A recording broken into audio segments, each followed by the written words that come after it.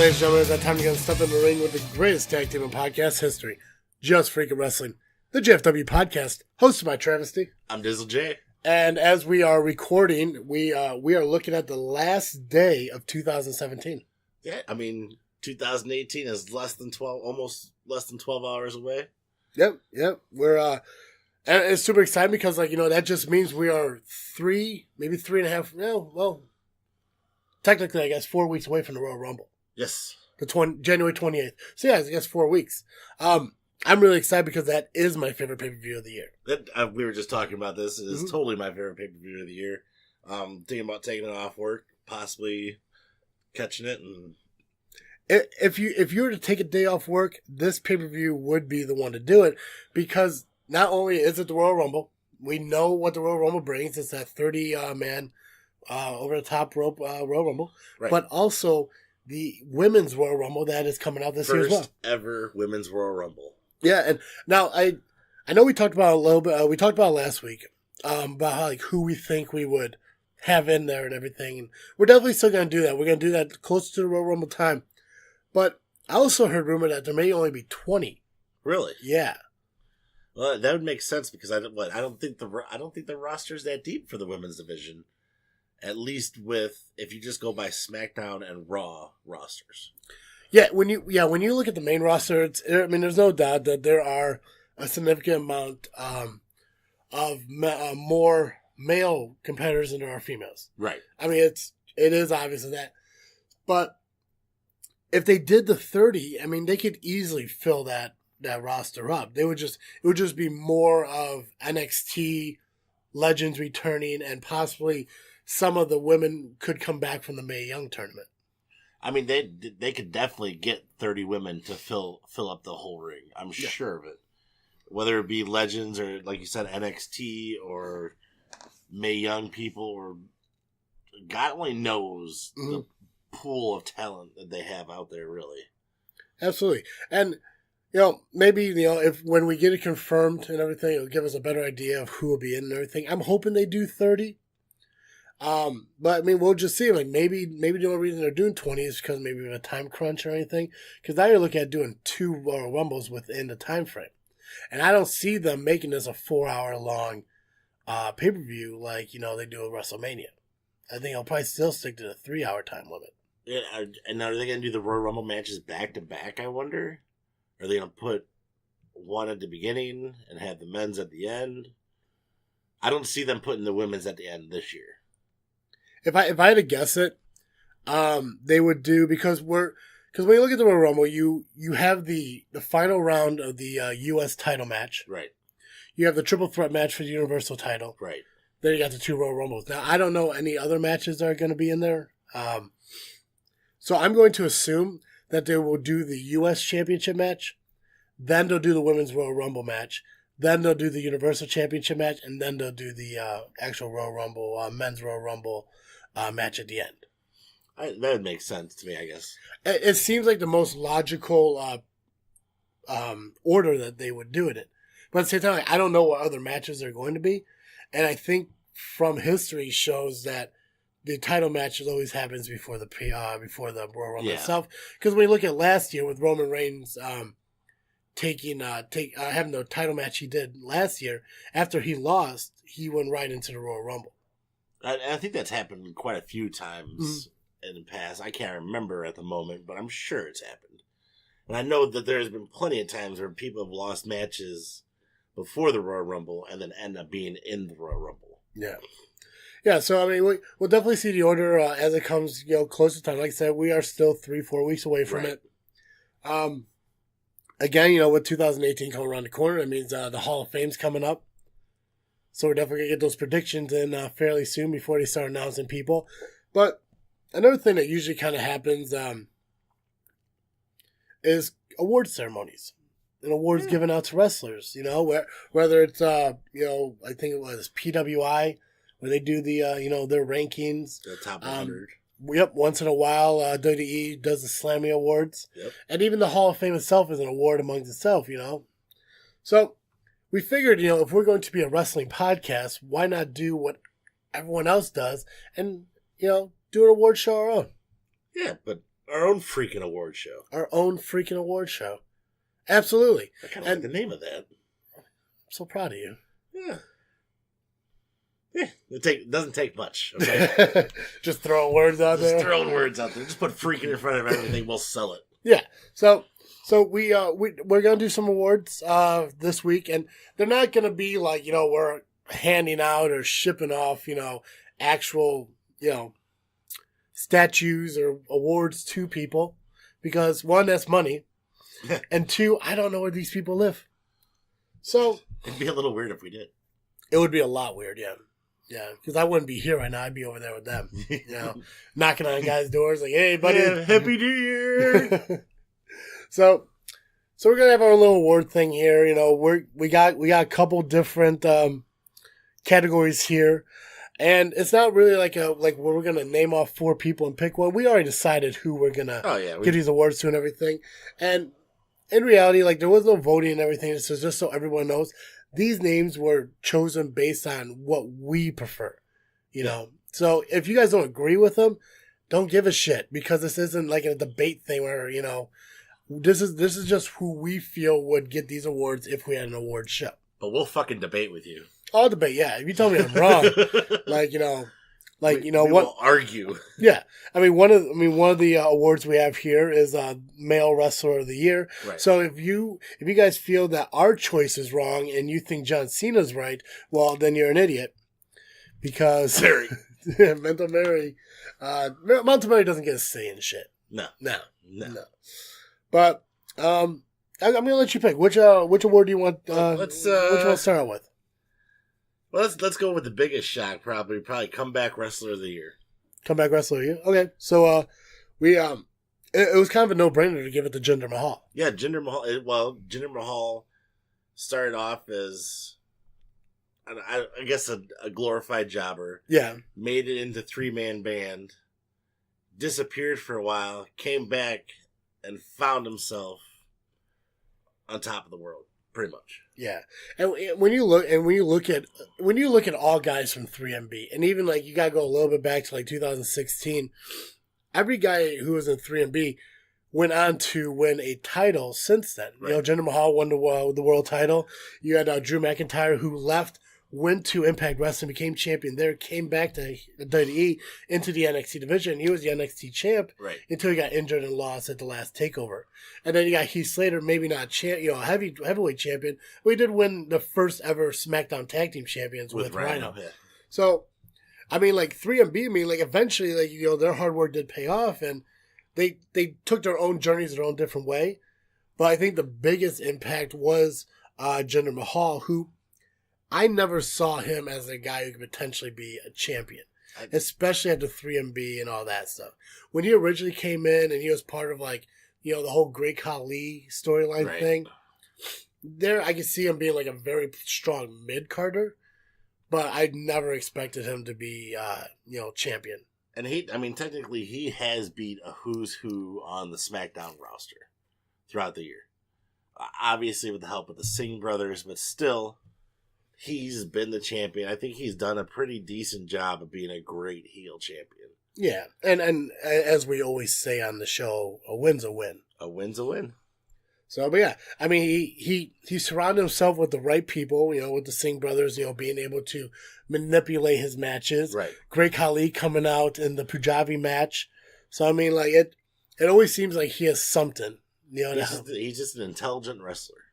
Yeah. He's got a plan. He knows what he's going to do, comes in, executes a plan, and still leaves with the championship until recently. Until obviously AJ, became AJ and took the title. Because he is the greatest. He is the greatest. He's my favorite. Yeah. Not Mental Mary's favorite. Not Mental Mary's favorite. But, Mental Mary, she's Mental Mary for a reason, right? Right. So, what about, let's, while we look at, welcome back moment. How about we do that? Welcome back moment? Yeah. Now, I know we discussed a lot of people who could potentially get this, whether it be Shelton Benjamin, Mickey James, or even the guy who we decided to win this, which is Kurt Angle. Right. Kurt Angle was, I think we've both been waiting for him to come back. I thought he'd be more of a wrestling. Yeah, it was it was inevitable for him to come back. I mean, even like there was talk about him coming back years ago, even when like Hulk Hogan was still part of like TNA. Right. Like there were rumors that he was leaving to come back here, and at that time, maybe more in his prime, right, he would be able to come back and everything. Nowadays, after the years of living the life he did live, with the pain pills and the drinking and everything, eventually it does take a toll on you. He was able to come back for a few matches. Wasn't like deeply involved, but he was in the Survivor Series match on Team Raw. He was in the TLC match, when he replaced Roman Reigns. Part of the Shield. As part of the Shield. Yep. So, and he didn't do bad. He wasn't the Kurt Angle we remember from early 2000s when he was still in the WWE, or even when he was like at the beginning of TNA.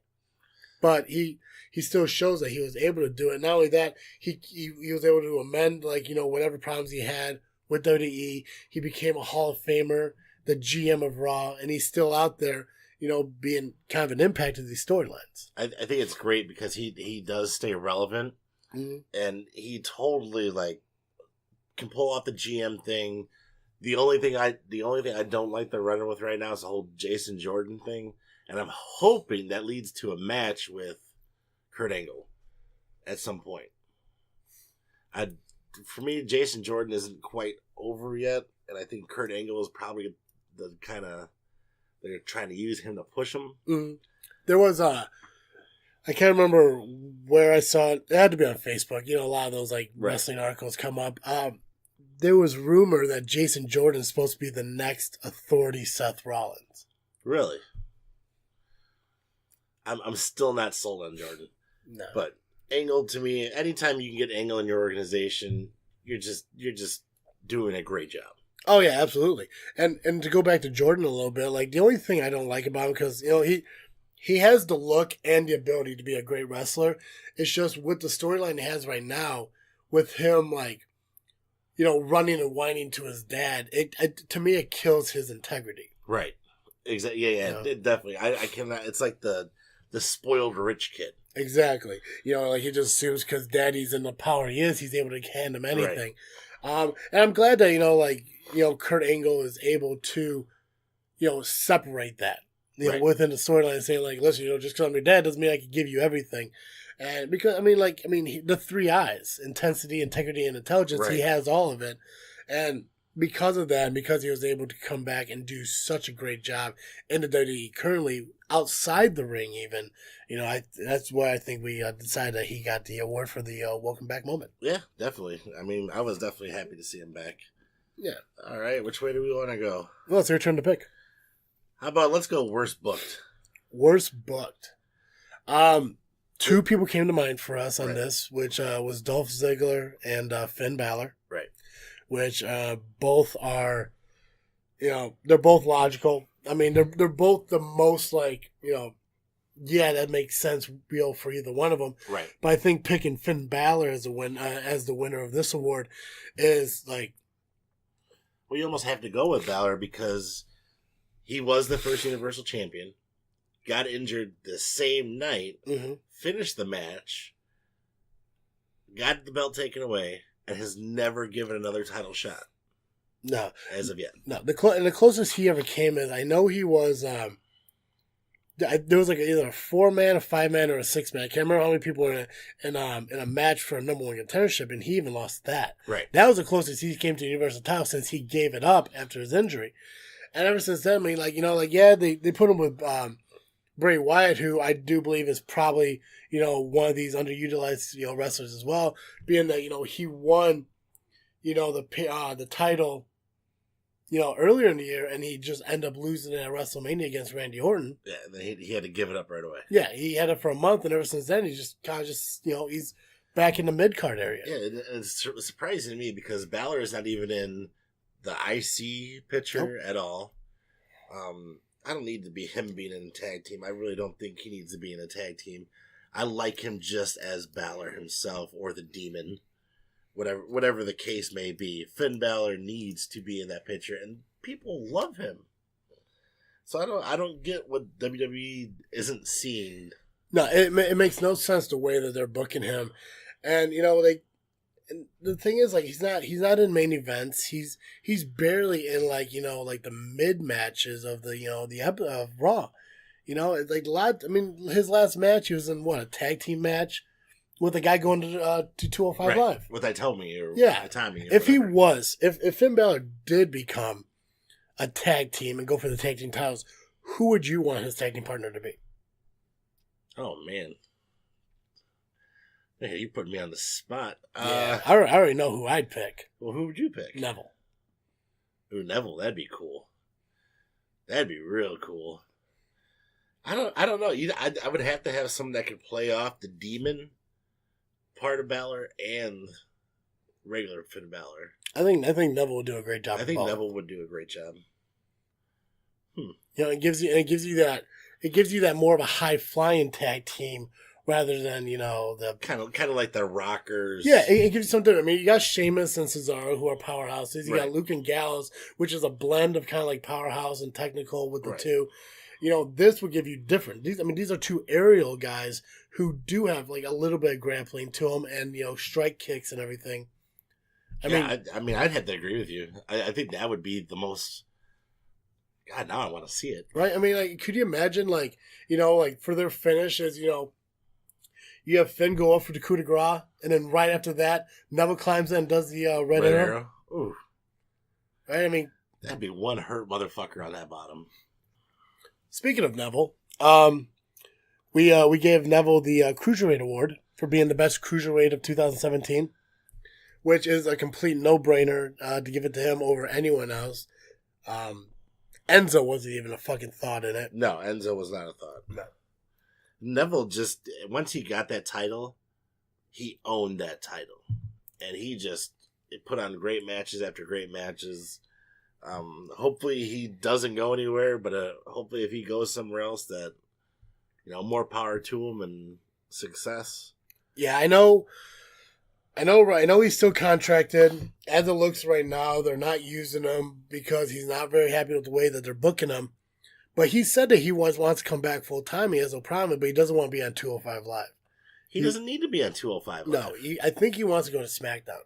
I think that's what it said. He wasn't he an NXT champion? I'm pretty sure he was an NXT champion. Well, let me take a look. So he was he was NXT champion for pretty much 2014. I mean, like I said, the big guy needs to be the champion all the time is out the window nowadays. Mm-hmm. Because a guy like Neville, who is just basically a mass of muscle. He looked like one big bicep. Yeah. Yeah. He can stand toe to toe with these guys. Mm-hmm. Yeah, I mean, Rey Mysterio back in the day proved that. Eddie Guerrero proved that. Daniel Bryan proved that. Even AJ Styles proves that. Yeah. You don't have to be the big guy. There are guys who average between 5'4" and 6 feet, who could easily become champion compared to the guys who are 6'4", 6'7", or whatever. It's not all about power. Mm-hmm. If you got speed, you got technical prowess, and you can just do certain things that nobody else can do. Yeah. Finn Balor's a smaller guy. He's taller, but he is slim. Yep. Some of the guys that are in 205 Live, yes, they need to be on 205 Live. Neville does not need to be on 205 Live. Austin Aries did not need to be on 205 Live. Everybody else who's there right now can stay there. Yeah. I don't see anybody else that's there unless Enzo becomes somebody's mouthpiece. Yeah, if Enzo becomes a manager, then I can see that. I don't like him wrestling at all. I don't like his character at all. He bugs the fuck out of me. I just never been a big fan of Jersey Shore, and that's what he fucking reminds me of. So, Austin Aries never should have been on 205 Live. Neville could be definitely moved off of that. And what concerns me is, with their whole talk of Ricochet coming over, moving him to 205 Live, and I don't want to see that because if he goes there, he's just going to get lost. Right. They're just going to, just shove him into that. You're going to see him on the WWE Network, maybe a couple of times on, Monday Night Raw. But, Ricochet or, Prince Puma, however you know him, he'll benefit from being NXT for a while. But after you do that, then move him into Raw. Or SmackDown. Yeah. Yeah, I think he'd benefit more on Raw, though. I think Raw needs more. I think Raw needs more of the quicker guys. Yeah. Well, Raw's got a lot of the powerhouses, I believe. You know, evident from Survivor Series when you're fighting Braun Strowman. Yep. And your biggest guy is Randy Orton. Yeah, and that's the thing. Like, it's, I think when they do, because I'm assuming they're going to do a shakeup after WrestleMania. You know, they need to kind of like spread it more out. You know, I definitely want to keep Braun on Raw, but if this Shield reunion thing's not going to happen, which we see as clearly not, you know, with Roman Reigns being gone for months and finally come back, and now Dean's gone for at least 9 months, you know, move Seth Rollins to SmackDown. Or move Roman to SmackDown. Move one of your big guys over to SmackDown who can have different matches with wrestlers over there. Because I would love to see an AJ Seth Rollins match. Oh, that'd be pretty dope. Yeah, I know, right? Because I'm a good fucking booker. WWE needs to take notes. Mentioning managers and everything, we were going to talk about having a managers award, but if we did that, it would just go to Paul Heyman because he's like the only true manager. I can't think of any other managers besides the one guy with the Authors of Pain. Yeah. I mean, he's a good manager too, but I mean, to Paul Heyman, there's no contest. No. But we'll move past that. Paul Heyman is a great manager, and I do believe they need to make more managers in it. But it's your turn to pick. I thought I just picked. No, I picked Cruiserweight Neville. Oh. Yeah. I segued. You did segue. You segued nicely. I'm a master of segues. Watch how I segue this next one. Yeah. No matter which one you pick. No matter which one I pick. Yeah, we'll see. Worst promo. Now, I literally just saw this promo right before we started recording. Okay. Because when they did this promo, well, go ahead. You announce your winner. Alexa Bliss to Bayley that this is your life. Now, I saw this promo live, and I believe I commented to you about how I thought it was the worst thing ever at the time. We had just never gotten back to it. So when you watched it today, what did you think? Well, it's fucking horrible. But no, I remember when this damn, because it's rare that you, like, I mean, when we text and everything, we talk about matches, we talk about wrestling. But it's rare to get a, hey, you need to see this promo because it's fucked up. And it was like, as soon as it happened, like, it seemed like it got wiped from the internet. Like, WWE did not put it on NX or on WWE Network. WWE didn't put it on YouTube and everything. So, and for some reason, I didn't record Raw that night. So, I never really saw it. I never really searched it because all I kept hearing was, it's wiped from the internet. Yep.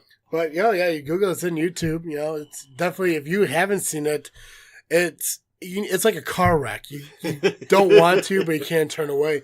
But it's like exactly how you described it. It's so uncomfortable. It was so uncomfortable, did not feel natural whatsoever. No.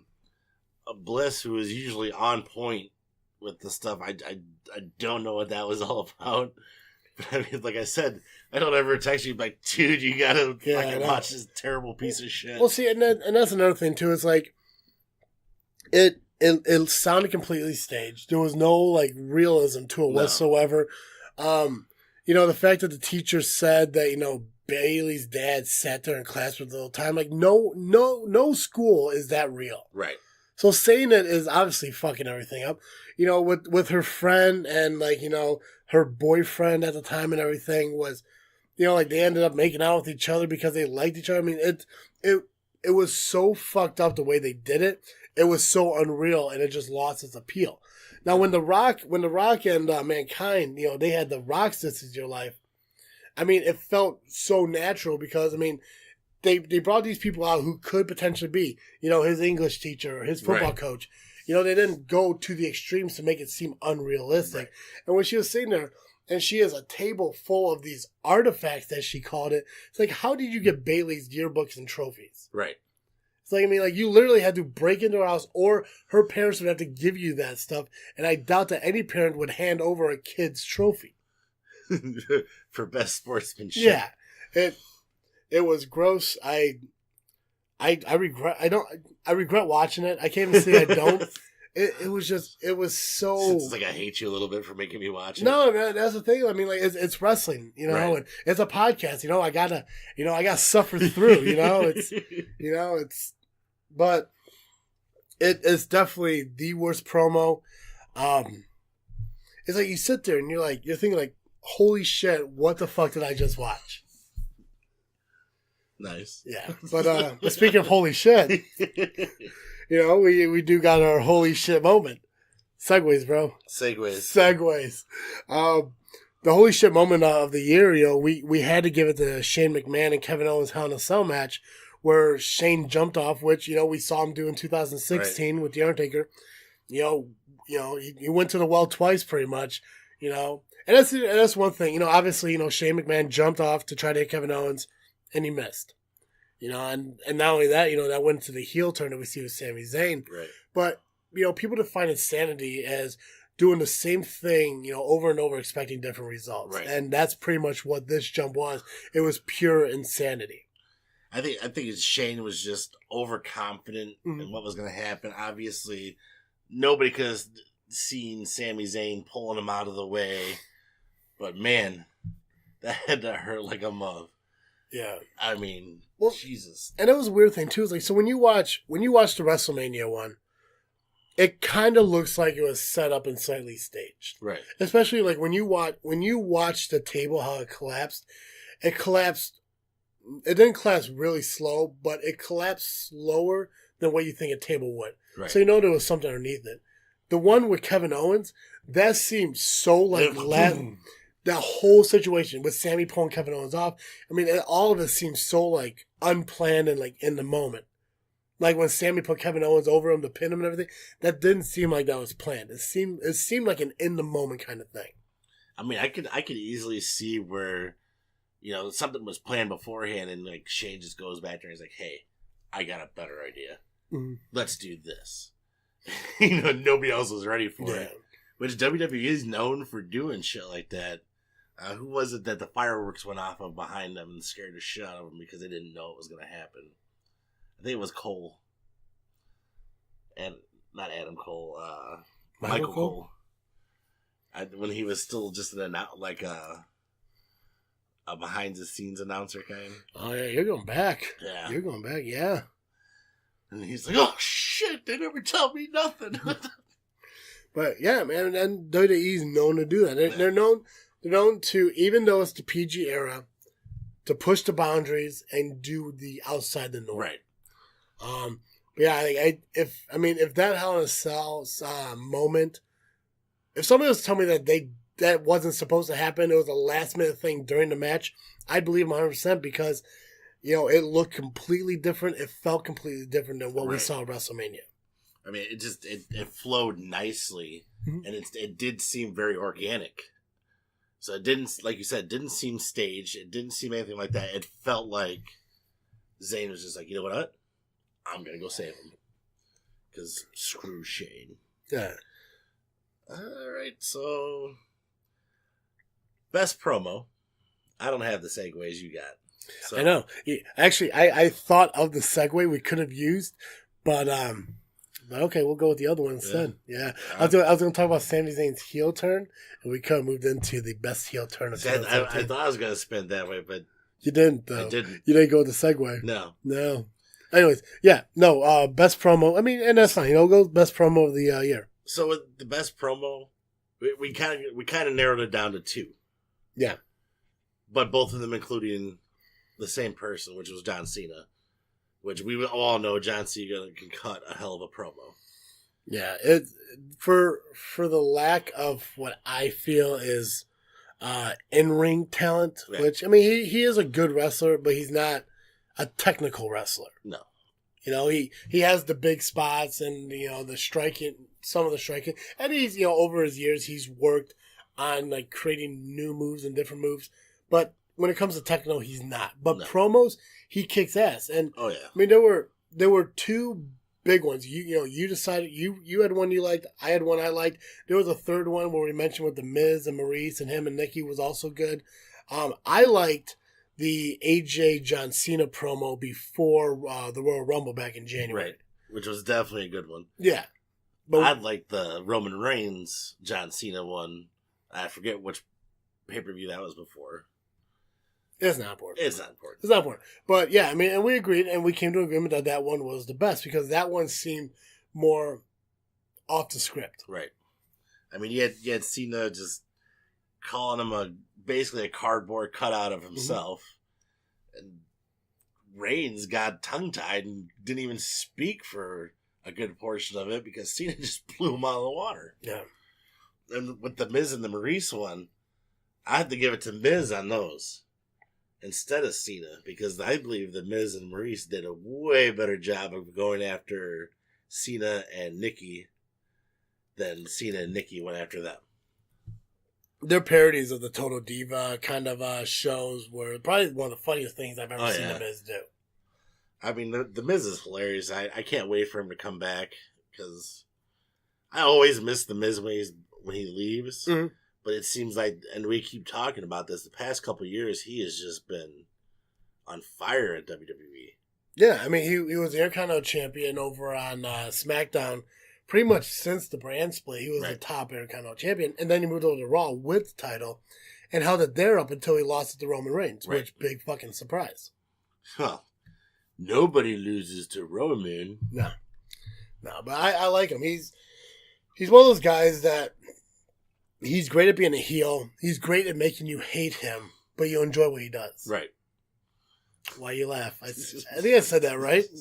I thought you were going to spin it again. Oh, I am the master of segues. Yes, master of segues. But I'm not going to go with that one. I'm going to bear with me here. So I'm right here with you. So you got the best promo, with John Cena versus Roman Reigns and everything. Right. I mean, basically you got the new guy versus, the veteran. Right. Even though Roman isn't new, he's been around for a while, but he's the guy who's supposed to pretty much grab that torch. Right. And yeah, I mean, what they're doing with him now, it kind of seems like they don't want to put him in the Universal title run yet, so they kind of just trying something new and different with him. Which, we go back to the Shield thing where it didn't quite work out because, he had mono or meningitis. I can't remember what he had, but he was sick, and that killed the Shield thing for a while. Right. And I know they were trying to sit there and make them like this power group again, where, okay, now you got Roman Reigns, as the Intercontinental Champion. You have Dean and Seth, to be the tag team champions and everything. But it didn't work out that way. Unfortunately. Yeah. So when you sit there and you think about it, like shit, like here you have the, probably the greatest tag team, running, Raw, but, they get injured and they can't do that anymore. Right. So now you have to look for a different tag team of 2017, which we chose, and it was the Usos. Nice. I know, nice. I nailed it. Fucking nailed that, man. This was almost a no-brainer for us when it came to the Usos. There were two teams. There were two teams, and the crazy thing was is two teams went at it all year long. And that was the Usos and the New Day. Yep.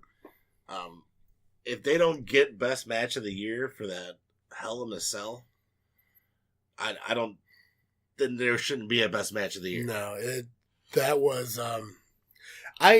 I've never been a big fan of tag team Hell in a Cell matches, but that one changed my mind about it.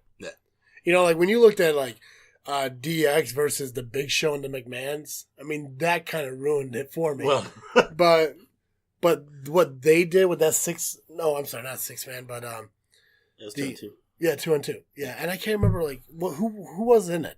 I don't remember who in the New Day was wrestling.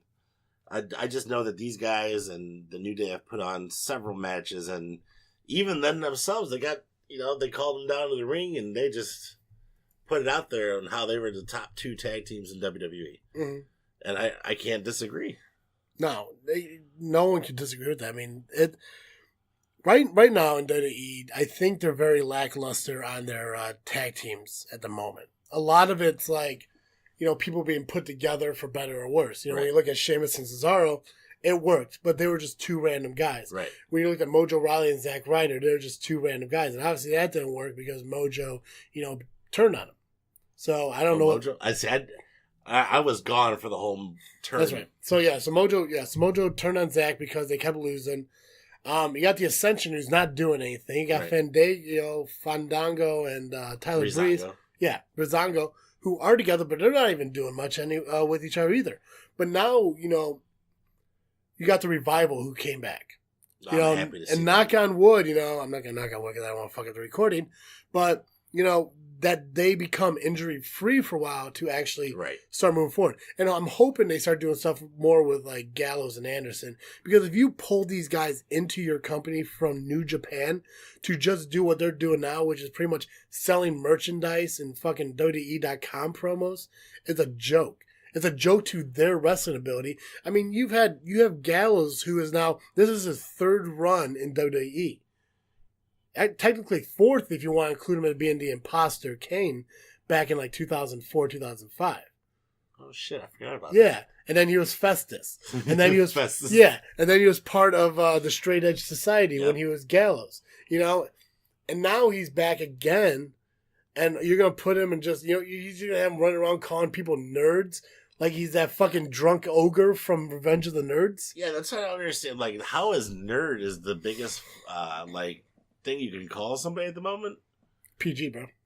But nerd isn't even like a nerd anymore. Nerd right now is almost the top thing to be. Mm-hmm. Because, what used to be nerdy when I was in high school is just like all over the place now. Yeah, nerding, well, nerd, not so I've heard too much about, but geek has really like changed over the years, especially a lot with more of the Marvel and DC stuff coming out and comic book conventions becoming more popular. I mean, to some people, geek is like a badge of honor to them. Right. I can honestly say if someone calls me that, it doesn't offend me whatsoever. And not a whole lot of shit offends me, really. No. But I forgot where we were. We were talking about Best Tag Team with the Usos. But this is kind of a small little twist that we want to do, because not only do we, we're definitely, obviously what we're doing is honoring WWE, but, we want to do some mentions to NXT as well. And then for NXT, we have the Authors of Pain for the best tag team. The most dominant tag team in NXT. Oh, yeah. What did we say? They held the titles for half. Pretty much the whole year. Yeah. They're like 200 plus days, 250, 260 plus days. I mean, these are two big ass dudes that as soon as they hit WWE, they're going to dominate the tag team division. And I'm hoping they end up in Raw, because I think it would boost them more, to boost that division more on Raw. I think with the Authors of Pain, too, that you realize that they didn't lose the titles in a normal match. Didn't they lose it at War Games? They did not lose them at War Games. No. They did not. I thought they did. They did not. No. I don't fact check. I know. That's why we got Gio. Gio, let us know when Authors of Pain lost. I know they lost to Sanity. Yeah. And I think it was at the TakeOver.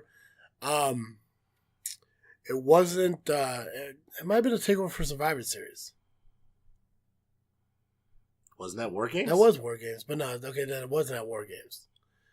Because Sandy was the tag team champions at War Games, and that wasn't for the championship. Those were technically 12-man War Games. Tell you what, how about I take a quick pause and find out? All right, so we realized there was the takeover from SummerSlam. Right. So, at least we're right on the takeover, but they did lose the Sanity. Right. But, even from then, so from February to August, they held the titles. It makes them the most dominant team in 2017. Yeah, and they're just scary as fuck, so. Mm-hmm.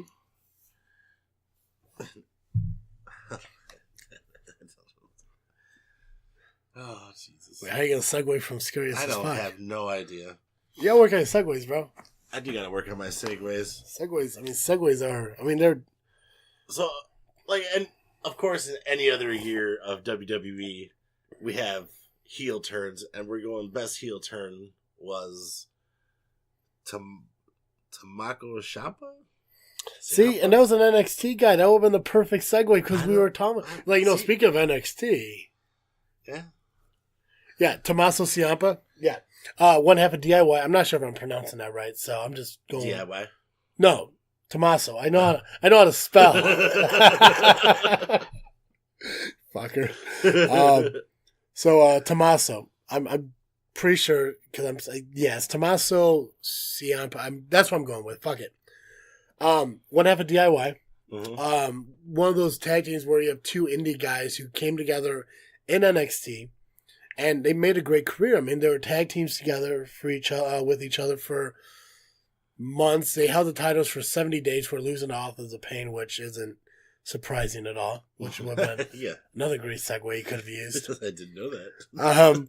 But yeah, they end up losing it at an NXT TakeOver show, and at the end of the match, Ciampa just beat the shit out of him. Yeah, I mean, Gargano, like, he got put on the shelf for a little bit from Tommaso's attack. And I mean... So much for Johnny Wrestling. Yeah, I know. But that's the thing, too, like, you know, and we watched the after show, or the following show's promo, talking about why he did it. You know, and, I mean, the promo was good, too. I like both these guys. I think as single competitors, they'd be great for 205 Live. Which both of them were in the Cruiserweight. Yeah, and they face each other in the Cruiserweight tournament.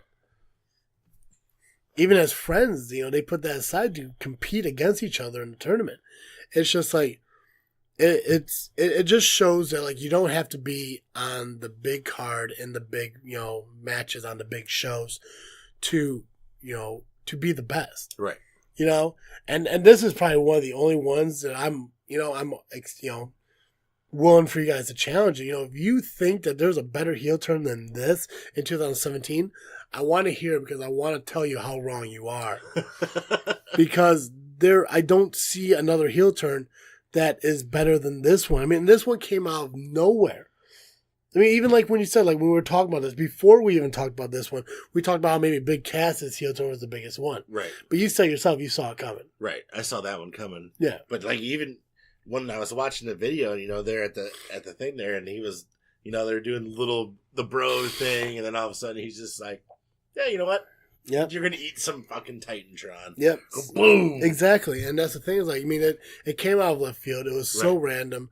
Sami Zayn's heel turn, you know, when he pulled Kevin Owens off. Yeah, but I mean that with that, it was one of those, like, you know, you still love him even though he's a heel. Right. This is, people are pissed that he did this. Oh yeah, the reaction of the crowd while this was going on was just ridiculous. I mean, some people were laughing, but yeah. But I mean, overall, it was a great heel turn. If you guys ever get an opportunity, look it up, and just watch the emotion that's put into, you know, the whole, you know, basically the whole beatdown. I mean, like, you know, you can kind of see, and that's what a great wrestler does. They draw a little you reluctant. Yeah, like he almost felt like he was guilty doing it, but he knew that what he was doing was right for him. You know, so you give it time, you see where he's at. You know, eventually he will get moved up and everything. Maybe to 205 Live, which I think would be the best place for him. You know, and he could be that next great, you know, WWE rookie. That's very true. Yeah. So as we move into the rookie awards of the year. Score. We did the same thing for this. We did WWE rookie, which is an NXT guy who moved up to WWE. Right. But we also did the NXT guy, which is a newcomer who came into NXT. Right. So yeah, which one you want to do? Either one, man. I'm excited for both. Okay. We'll start with NXT. All right. So we had Aleister Black. Aleister Black is our NXT Rookie of the Year award winner. I just like him because he has such a calm, creepy demeanor to him that's hard to turn away from. He does, and he just sits there and just stares at you. Yeah, and that's the thing too, is it's when he enters the ring, he just sits there Indian style. He is sitting on the ground as the bell rings. Right. You know? And then after he pins you, he's again sitting there Indian style, you know, legs crossed, just sitting there. And the moves he does is so, there's no emotion in it. He not only there's no emotion, but he hits so hard. Mm-hmm. It's like that. It's almost that strong style from Japan. Oh, can you imagine against Shinsuke? I want to see it. Yeah, his finisher is just it's a kick to the head, but it's a hard kick to the fucking head. The guy has so much, like, you can't even call it personality, but he has something about him that makes you want to. He has a presence. Yeah, perfect. You have to buy into him, right? And I think if because I don't know if the Fatal 4-Way match happened yet, but I know they're building up to it. He beat Adam Cole in the singles match to get moved into it. I think this should be his opportunity to become NXT champion. And if it is, I think he will hold that title until he moves up to WWE. It would make a whole lot of sense for him too. And moving up into WWE, we also saw after Royal Rumble, Samoa Joe moved up. Yeah. So Brian, small little clap. You segued, man. Segued. Holy shit! God. So me and you both predicted that Joe was going to come out at the Royal Rumble. I thought he was going to be one of those, and that's the thing too that I hated about the Royal Rumble was I think number 30 was Roman, and everyone was pissed that it wasn't Samoa Joe, right? Because everyone thought Joe was coming out. I thought Joe was coming out. Yeah, so he didn't. He actually came out the following day. He attacked Seth Rollins, put Rollins on the shelf for a minute. Yeah, and he ever since then he made an impact. Oh yeah, he's been in championship match with Brock. He's been in number 1 contender matches for the Universal. I mean, he's been right at the top. Mm-hmm. So he not even the Intercontinental Championship, but the Universal Championship right off the bat. As the what were they calling the right hand of justice or something? Yeah. Basically, Triple H's hitman. If you're going to be a hitman for anybody, I guess Triple H is probably the guy you want to work for. It's the best alternative. Yeah. But yeah, he did such a great job throughout the years. You know, you can't not give it to him. No. I mean, I liked him in TNA. I liked him when he was there. Early on, it was weird for some of the things he was group wise, being part of the main event Mafia. It was kind of goofy seeing him in a suit. When he started doing the tribal paint on his face and doing. I mean, I like the whole "Joe's gonna kill you" chant. It's something different, and it's awesome. It kind of flowed over to SmackDown, to WWE. But I just can't believe that he hasn't been champion yet. You gotta look at another thing too, though. Is not too many. We talked about this before. Not too many guys that come in WWE get to keep their indie name. So with Samoa Joe, he came. I mean, he already had the reputation behind him. He was a champion in TNA. I don't remember too much of his Ring of Honor stuff, but he's a force to be reckoned with. Not only is he a big dude, but he is fast. Mm-hmm. And I mean, I'm pretty sure he's probably one of the fastest big men that have been around. Yeah, it's him. Braun Strowman are faster than they should be for their sizes. You know, I mean, Braun Strowman got around. I mean, he runs around those rings pretty fucking quick. But he's built like a powerhouse. Right. Samoa Joe's a little bit of a bigger dude. Right. He doesn't have the physique like Braun Strowman has. He's a little bit bigger dude, but I mean, his athleticism is ridiculous for a guy his size. He's got that kind of, I don't want to say sumo wrestler kind of look to him, but it's about the closest thing I can. So if you've never seen Samoa Joe, the best way I can explain is like a little bit smaller than a sumo wrestler, but a whole hell of a lot faster. Yeah. And I even Rikishi back in the day was pretty quick on his feet, but I'm talking Joe he can probably hold his own with just about anybody in the cruiserweight division. Even he was the X Division champion. And in the X Division, a lot of those guys, you're talking AJ Styles, Christopher Daniels, Low Key, guys like that is who he kept up with. So it's not like his speed was always been there. Yeah. And even now as he's getting older, his speed is still there. I don't know how to segue into the next stuff. It'll be okay. Yeah. We don't need a segue. We got two more. We got two more. Which I mean, overall they're the top. Right. Top two awards, but the four awards, but two categories. Right. I'm gonna switch it up. We're gonna do male wrestler of the year first. I thought we were gonna do that too. Yeah, we'll do male wrestlers of the year first. The obvious one's AJ Styles. I mean, obviously we cannot talk enough about how we like AJ Styles. Yeah. I remember him and his little crew cut back when the X Division started, and made his way up to where he had his Ric Flair persona. Then all of a sudden, he comes back. He's got the long hair and made his way to the WWE. I marked out like a motherfucker when I realized what music it was at the Royal Rumble that year. I think I actually hit. I was like, slapping my chair. Him coming to WWE was. I wish it happened sooner. Yeah. I mean, I'm glad like he did his run in TNA and everything and built up to where he was, but I wish everything was like 5 years earlier. Yeah, because then we would have had him for at least a decade. Yeah. So because there are talks where he's saying like he's probably only gonna do it for a couple more years and then retire and everything. He wants to be around, for the more like teenage years of his kids and everything. Yeah. So we may only get like AJ for like possibly 2 more years, maybe 3 if he pushes it, or if WWE offers him the money, which. If I was WWE, I'd offer him the fucking money. Or a Legends contract where they can, something, yeah. Just come back randomly. Yeah. AJ held down, SmackDown through the end of 2016. He had great matches in 2017 with John Cena. He had a great street fight at WrestleMania with Shane McMahon. He was part of the Survivor Series pay-per-view when he took on Brock Lesnar. Which, it looks like, he could have taken the win. It's just power, defeated speed at that moment.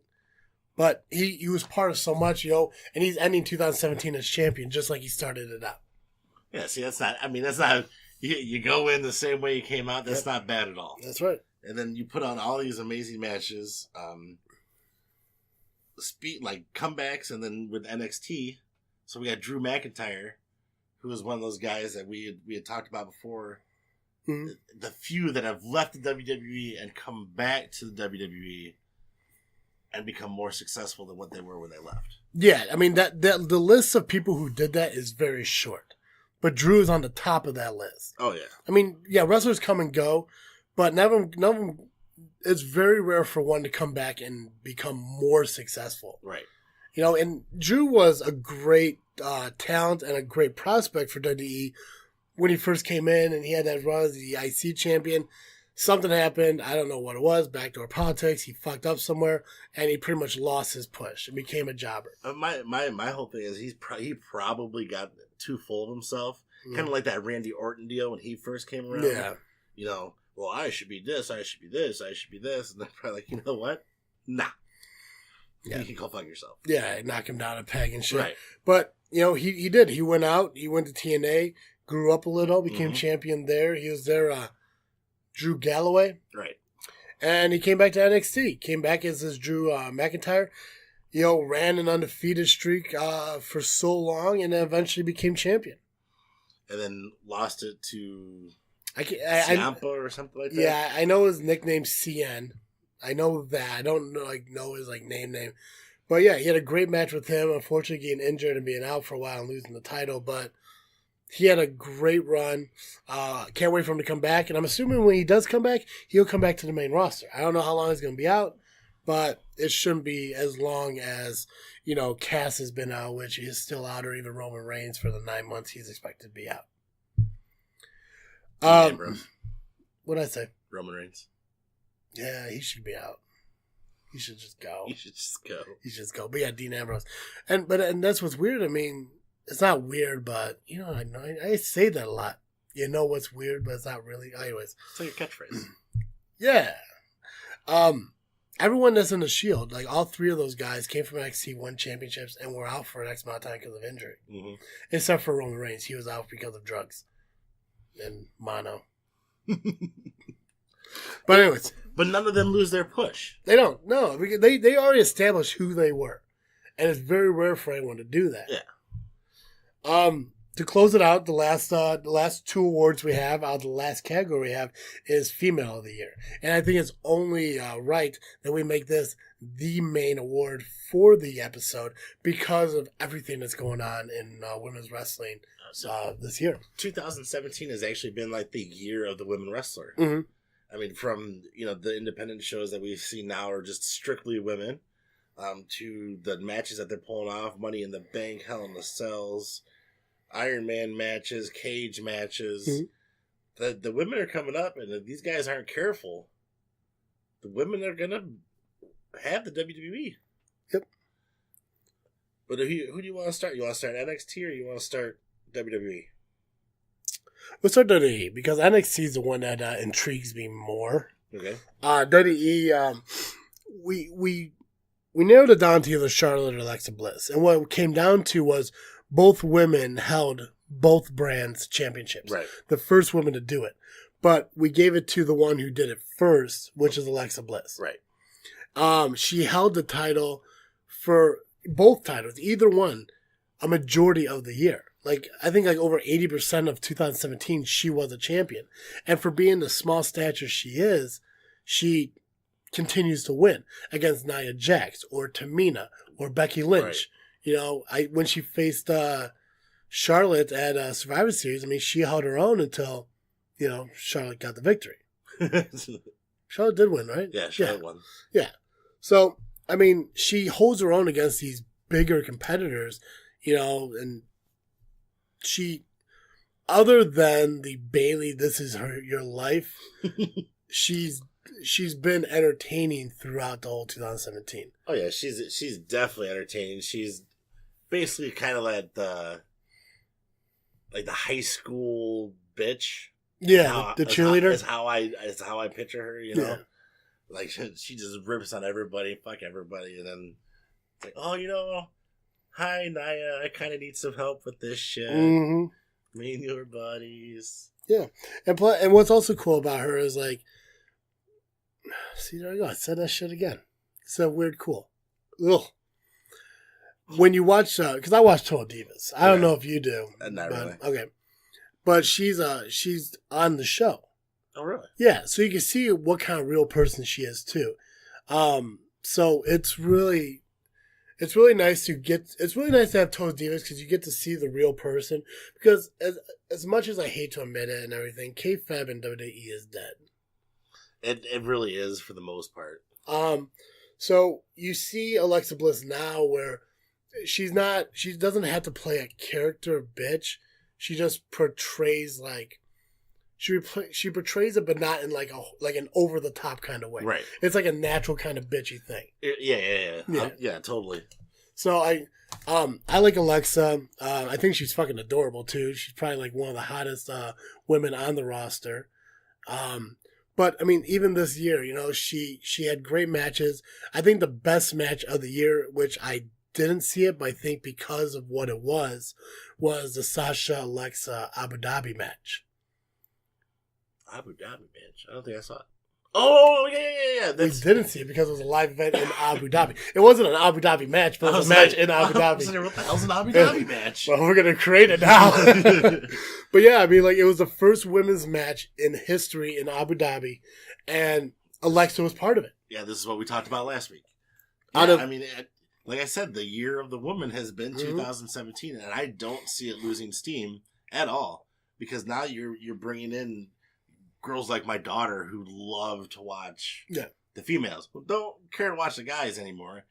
Love to watch the female wrestlers. You know, my girlfriend loves to watch female wrestlers and pick the wrong ones to win. But that's beyond the point. Oh God, who's her favorite women wrestler? I don't know. Fucking Jillian Hall. Jillian Hall. Jillian Hall. I bet. Oh my God, I bet she loves Carmella, doesn't she? I think she does like Carmella. Yeah. I like Carmella though. I don't like her ring outfit at the moment. No, everybody attire is fucking goofy, and the fact that she still has that Money in the Bank bugs me because there have been so many good opportunities to cash in. I wonder how she's gonna play that. But as we get sidetracked as we always do. Yeah, it's another day. So I think when you talk NXT and you talk NXT Women's Division, you have to pick a top talent for 2017. Mm-hmm. You can't go anywhere besides Asuka. Yeah, undefeated throughout the entire year. Women's champion for the entire year. She moved up to Raw, which I think was... they waited too long. I think she definitely had the ability to move up sooner. Oh, yeah. But the domination that she did in NXT can never go unnoticed because, I mean, like, she tore through the entire women's division at NXT to the point there was no one left that they had to move her up to WWE. And even in WWE for 2017, like, she achieved so much. She won the Raw women's team in Survivor Series. Right. The last one standing, she won that for them. You know, she took on Emma, which, I mean, yeah, Emma's not she's not there anymore, but at the time, she wasn't the top person. But we all know Emma's a good wrestler. Right. You know, she competed against veterans. She competed against the new girls. I mean, she fights everyone without backing down. And like she says, nobody is ready for Asuka. And you know, I tried to explain to Mary at one point in time. I was like, look, you got to watch Asuka. She's like, I don't get it. Then she actually saw a match where it was, you know, just Asuka one-on-one. And it was not Emma. It was somebody else. And she's like, she texts me and she's like, okay, I see what you mean now. I was like, Asuka's just a bad bitch, dude. Yeah. She's like, well, she can barely speak. She don't need to speak. No, Brock Lesnar barely talks. Right? Right? No, when you're dominant, you don't need to say anything. No. I think that if your work in the ring can speak for itself, you don't have to say shit. Exactly. I mean, if I was really good in the ring, I wouldn't have to talk. Unfortunately, I'm not. So I would probably have to talk the entire time. Yeah. And I'm not too good at that half the time. No, but you're good. You're good for a Robin. Yeah, I'm good for a Robin. You're good for a Robin. I've gotten better. Better. Yeah. No, you're great, man. I mean, and this is what podcasting does. It gives you the ability to work on your talking. Yeah, you're doing quite well at it. Yeah, I got a good teacher. So before we say our goodbyes and we do our closeouts and we wish everyone a happy New Year, we got to do for the last time in 2017 a Dizzle J match pick. I mean, so you've seen the WWE ones. I've done New Japan and TNA. So I went out and I got the Trios Championship match to crown the Trios Champion in Lucha Underground. So this match actually came off after another match where Angelico, Ivelisse, and Son of Havoc fought a match previously, and then the guy came out and said, you got to find another match against the Crew. Now, there are so many spots in this match that you need to see for yourself. It's just amazing. And even when I told you about this match, you're like, oh, it had this one thing, right? And I was like, yeah. Yeah. I'm not going to mention it. No, I don't want to. That's not good podcast. No, I don't want to mention any spots in this because I'll just give it away and ruin those spots. I'm not going to give it away any of the spots. I'm just saying you need to watch it. If you haven't seen it, you need to watch this. Yeah. And if you're not a fan of Lucha Underground, if you've never seen Lucha Underground, it is on Netflix. So you go back and look at it. Ivelisse, if you guys don't know, Ivelisse is a woman wrestler. Right. Lucha Underground tolerates or allows men versus women in wrestling. Yeah, there is no women's division. It's just Lucha Underground. Yeah. So when you go into it, you're going to see the Crew, which is 3 guys versus 2 guys and a woman wrestler. Right. And, you know, the only thing I will tell you about this match is she does hold her own in it. And at the time, she's actually injured. Yeah. So for a good while they're Trios champions, she's injured and she wrestles injured. Mm-hmm. To me, like I said, when I was selling you on Lucha Underground, it just kind of brought that kayfabe back. Yeah. And it made you think that these guys are from wherever and whatever. Mm. It's just fun to watch something not new, but new. Yeah. No, and Lucha Underground, it gives people opportunities to I guess relive, like when you have what's that guy's name? Well, Conan was in it. Rey Mysterio was there. Yep. But Ezekiel Jackson. Yeah. It gave Ezekiel Jackson an opportunity to create a whole new gimmick to be someone else. Right. But it also gives opportunities to people who are in, I think it's San Bernardino, that area. I could be wrong, though. But it's in California. It's based out of California. It gives the guys in those areas more opportunities, too. Right. And I mean, you have some veterans that have gone in there. Rey Mysterio came through, Chavo Guerrero. You have Stryker and Vampiro as their announce team.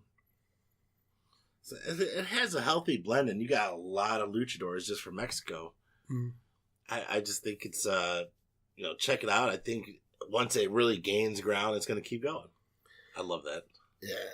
So, no, Lucha Underground, I think the new season should start out shortly and everything. Right.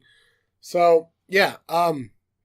check out this match, and we'll post a link onto our show. It'll be there first thing in the morning of January 1st. Yeah, it'll be there sometime tomorrow. So, yep, just listen to the podcast. If you need to find the link, just go to our Facebook page. All you gotta do is search J.F.W. Podcast. You will find us. And the link will be in the post. Make sure you do follow us on Facebook. You follow us on Instagram. You follow us on Twitter. And, just keep in touch with the show. You know someone who's a wrestling fan and they happen to own an iPhone, you can find us on iTunes. If you own an Android, you can find us on Google Play. And we're also on Podbean. I think we're getting back into YouTube. I know there was a little issue with YouTube for a little bit. We are getting back into that. And hopefully maybe in 2018, we could grow and start doing maybe some videos in YouTube. I know that was talked about. We had discussed if we're going to do YouTube, to do the videos for YouTube. And that's the overall goal. And I'm hoping that we achieve that. Also, hopefully in 2018, we actually kind of knuckle down and start working on the audio calling podcast that we can do, so we can kind of get some guests on here. Kind of start talking to them, indie wrestlers and stuff like that, to kind of get back to the area of wrestling that we're kind of missing out on. Actual goal. Yeah. So make sure you guys do that. Make sure you guys have a wonderful, safe New Year's Eve. Enjoy with your friends. Go out and have some fun. Just be safe while doing it because, jail. Yeah, jail. If you're in the Midwest, the weather's shit, so make sure you watch that. But you have a great New Year's and everything. And Dizzle J, you got anything else? Nope, it's time to ring the bell on this episode. Perfect. So for the last time in 2017, I am Travesty. I am Dizzle J. And thank you for listening to another episode of Just Freakin' Wrestling, the J.F.W. Podcast. Peace.